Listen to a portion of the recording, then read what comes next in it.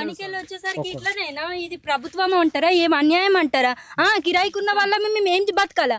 ఏడే పోయి ఉండాలా? మొత్తం పని చేసుకొని వచ్చేసరికి మొత్తం సామానే కథం. ఎన్ని రోజుల నుంచి ఉన్నా అని ఇంతే అయిపోతున్నాయి. మా పెళ్ళి అయితే ఈయన అయింది. ఇదేనా అన్యాయమేనా ఇది అసలు? సామాన్ తీసుకుంటామన్నా కానీ ఇది చేయలేరు. అంతగానో అన్యాయం ఉంటుందా?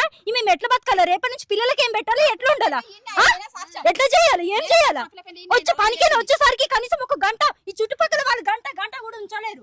అలాంటప్పుడు అలా నేను చేస్తుంది. మేము ఇక్కడ ఇప్పుడు ఎట్లా బతకాలా? మాకు తినేవన్నీ అయిపోయింది. ఏం తినాలా? ఏం తినాలి? రేపు పొద్దున ఇద్దరు పిల్లలు ఇంత పిల్లలు స్కూల్కి వెళ్ళిండ్రు. ఎట్లా చేస్తారు చెప్పండి? ఏమయ్యో చూడండి ఒకసారి, అక్కడ చూడండి ఎలా అయిపోయాయో. మేము ఎట్లా చేస్తాము?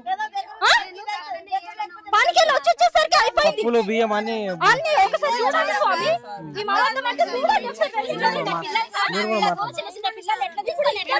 గవర్నమెంట్ ట్యాక్సీ కడుతున్నాం. ప్రతి కరెంట్ బిల్లు, ప్రతి నల్ల మా పిల్లలు గిట్ట ఇక్కడనే కుట్టిర్రు.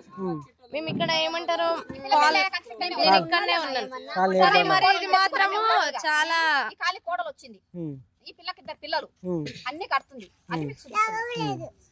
కానీ సార్ ఇది మాత్రం చాలా అసలు టైం ఇవ్వాలి. ఎందుకంటే ఇది ఏంది అని ఒక ప్రూఫ్ అన్నా చెప్పాలి. ఎందుకంటే ప్రజలకు ప్రతి ఒక్కరు కష్టపడుతురు, వ్యవసాయం చేసుకుంటూ ఇక్కడ బతుకుతురు ప్రతి ఒక్కరు. అది వాల్యుబుల్ గా తీసుకొని చెప్పాలి. నువ్వే గవర్నమెంట్ అయినా సరే నువ్వు చెప్పాలి. అది మాత్రం ఇది ఎందుకంటే ప్రతి ఒక్కరు ఇంట్లో పనిపోతురు, మంది గిన్నెలు కడుక్కుంటూ డబ్బులు సంపాదించుకుంటారు. ఎందుకలా మీకు ట్యాక్స్ కడితే పక్కా ఇల్లు అన్నట్టు మీకు కన్ఫర్మేషన్ అయిపోయింది. మాకు అదన్నా ఇది ఉంటది కదా. మేము గవర్నమెంట్ ట్యాక్స్ గిట్ట కడుతున్నాం, వాటర్ బిల్లు గిట్ట కడుతున్నాం. ప్రతి నెల ఎంత 300 చిల్లర కడుతున్నాం. ఎందుకలా? గవర్నమెంట్ ఉన్న వాళ్ళు సహకరించాలి. ఎందుకంటే మేము గిట్ట ఒక పేదింటి నుండి వచ్చి కట్టుకుంటున్నాం ఈ ఇల్లు. ప్రభుత్వం మీద ఆధారపడకుండా కట్టేసుకున్నారు. ఇప్పుడు ప్రతి ఒక్కటి మరి ఏం లేవు ఆధారాలు. ఇదొక ఇల్లు ఒక ఆధారం అని మేము బతుకుతున్నాం అంతే. ఏం చెప్పదలుచుకున్నారు మొత్తానికి రేవంత్ రెడ్డి గవర్నమెంట్ కి?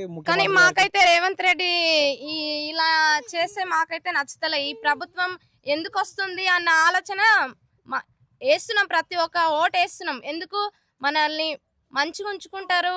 మన ఓటేసింది మా సోటలని ఆదుకుంటాడని మేము ఓటేసినాం.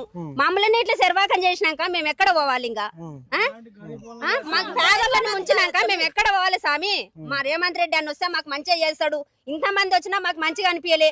మాకు ఈ అన్న రావాలి, మా అన్న కోరుకోవాలి. మా అన్న కూడా పేద నుండి ఇట్లా చేసిండు, పేదవాళ్ళ నుండి ఎమ్మెల్యే అయిండు. ఆయనకు మా బతుకు అర్థమవుతుంది అని మమ్మల్ని కాపాడతాడని మేము ఇంత కోరుకున్నాం. కానీ మాకు ఇట్లా నష్టం చేస్తాడని మేము అనుకోలేదు. మీరు ఎన్ని సంవత్సరాల నుంచి? మేము 15 సంవత్సరాలు 20 సంవత్సరాలు అవుతుంది. 15 నుంచి 20 సంవత్సరాలు ఇక్కడే ఉండం. ఏంది స్వామి మేము చెప్పేది? ఏంది స్వామి? మా సామాన్లన్నీ బయట పడ్డవి. ఇంకా ఏం చెప్తాం స్వామి? మీకు అర్థం అవుతుంది కదా.